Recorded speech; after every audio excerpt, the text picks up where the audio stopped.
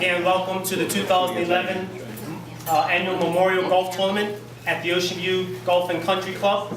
I would again like to take this time to acknowledge the presence of the Minister of Works and Engineering, Minister Michael Weeks, former Premier Sir John Swan, and Member of Parliament, the Honourable Mr. Kim Swan.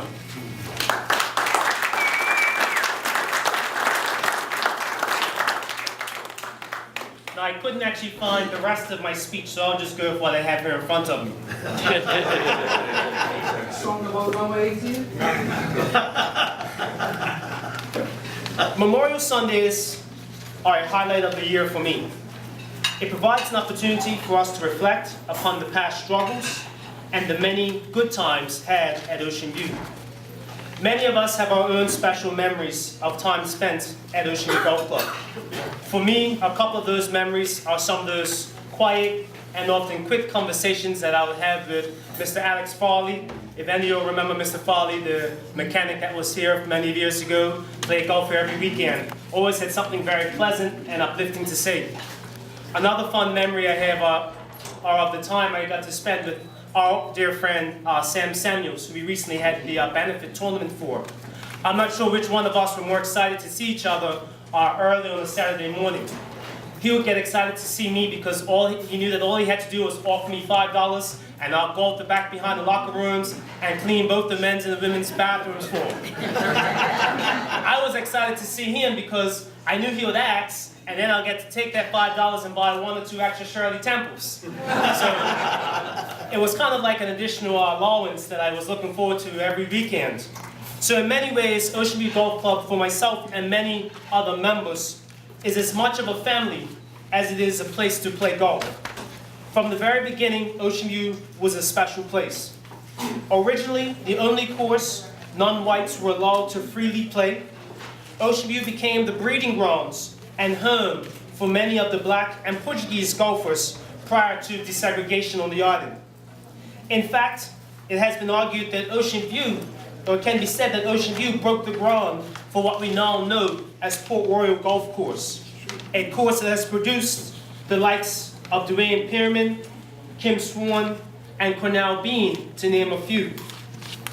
In fact, we recently learned that a few years prior to the establishment of Ocean View Golf Club, some to-be founding members of Ocean View, to-be members, and to-be golf professionals at Ocean View were actually competing in the US alongside the likes of Joe Lewis and another Bermudian by the name of Louis Raphael Corbin, who was born in St. George's in 1907. And during that very informative presentation by Dr. Samuels of New York University, we unveiled this particular portrait of the Bermuda contingent along with Joe Lewis. Recently, we've actually been able to add the names of each of the individuals in this particular photograph. It is my hope that Ocean View continues to prosper in the fellowship of all people enjoying a game and a life that we love. Ocean View family. Esteemed Mr. President, Minister Weeks, Sir John, and Ocean View family, it's an honor for me to have the opportunity to be invited here by our President to say a few words.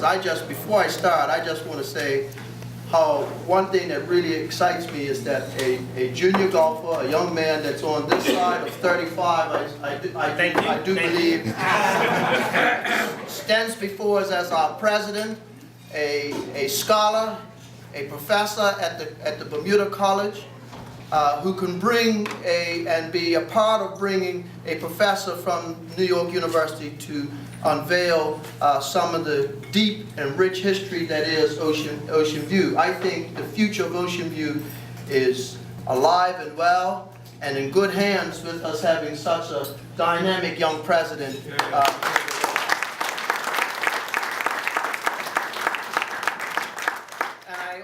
Take the opportunity to acknowledge former presidents that are still with us. I saw one here this morning, Mr. McNeil Simmons, because if it wasn't for them and you, sir, Ocean View, we wouldn't be here. We're the original clubhouse once stood that burnt down and able to look at the North Shore.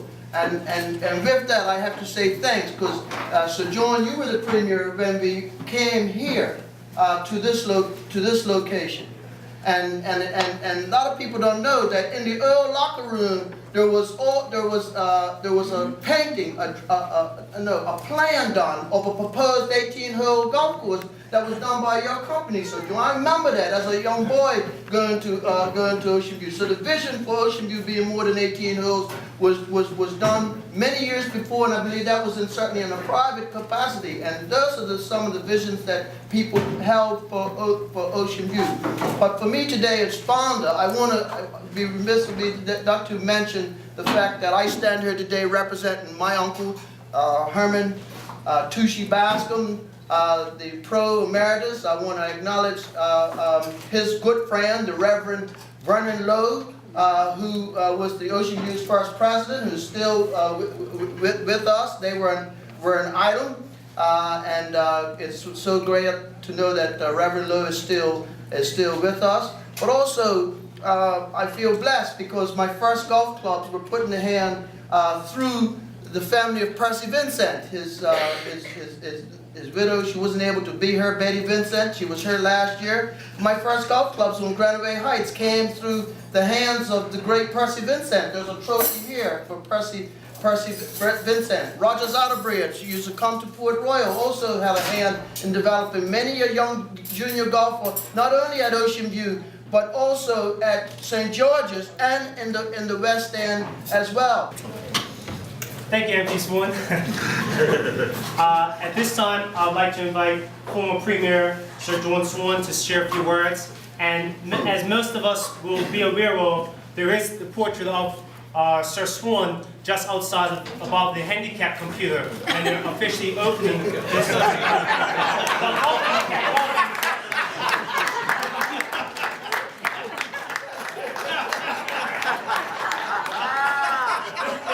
I've been put in a lot of positions. That tops it all. And I'm not sure what handicap he's talking about. It worries me even more. Maybe you know more than I know.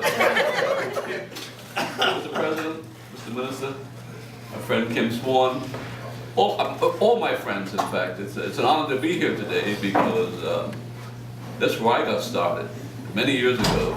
And as you know, my father played here many years ago. My father gave me some good advice, though.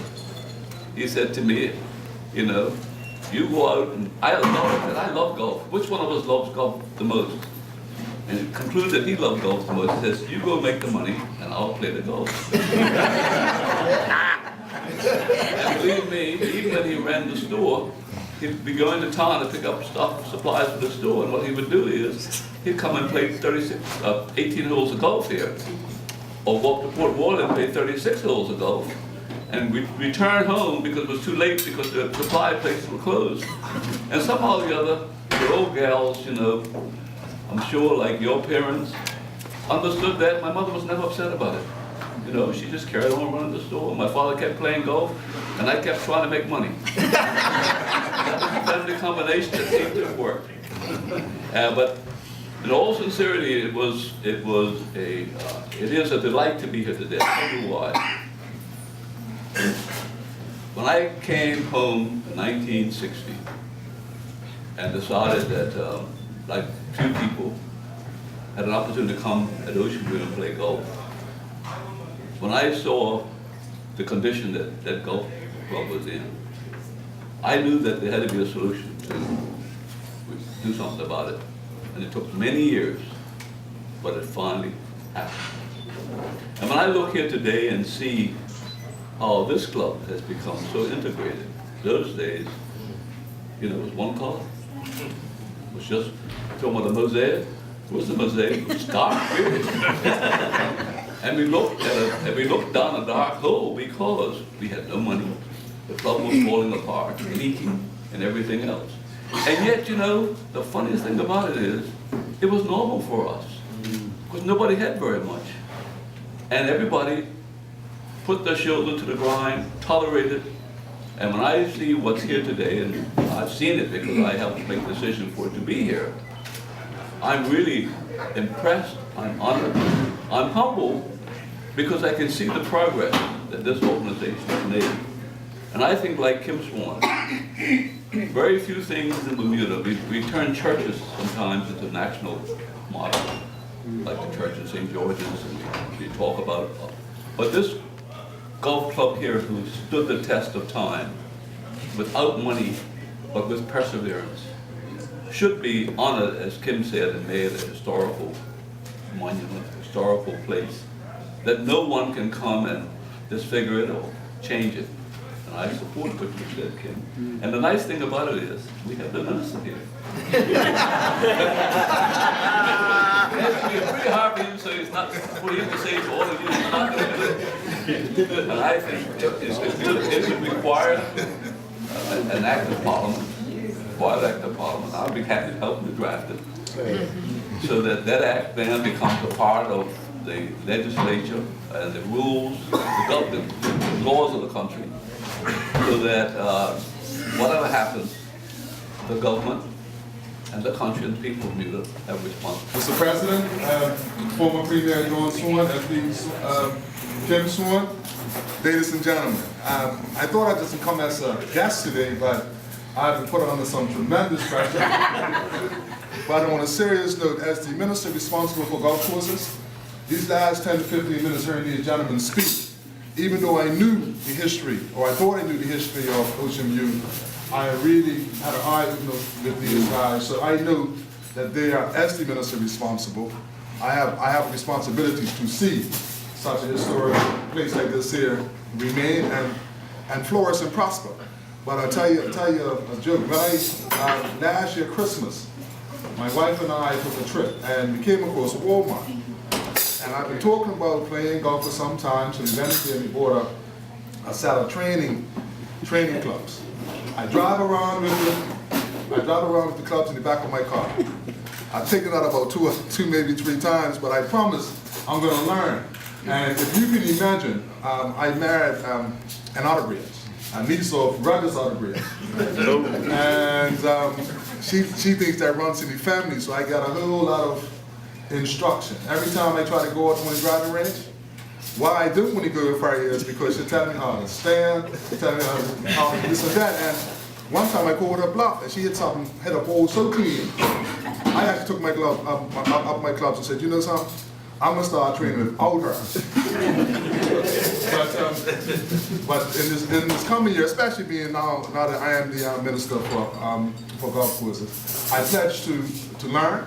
And next year when I'm invited here, I wouldn't be as nervous as I would, because when I got a call from the president a few weeks ago to come, I was tossing and turning because I thought he wanted me to come and play. Next year you'll play.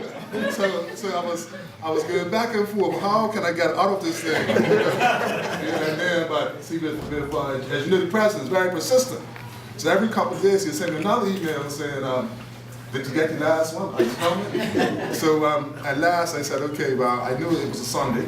I had to go to church first, so I'll come in time for the presentation." So here I am. But next year, hopefully, I wouldn't be as nervous. I'll come to play. All right, but thank you all for having me. Is that of Mr. Bill Pitt Sr. and Keith Pearman, the current president at Mid-Ocean, when they first represented Bermuda in the Eisenhower Cup competition in the Dominican Republic.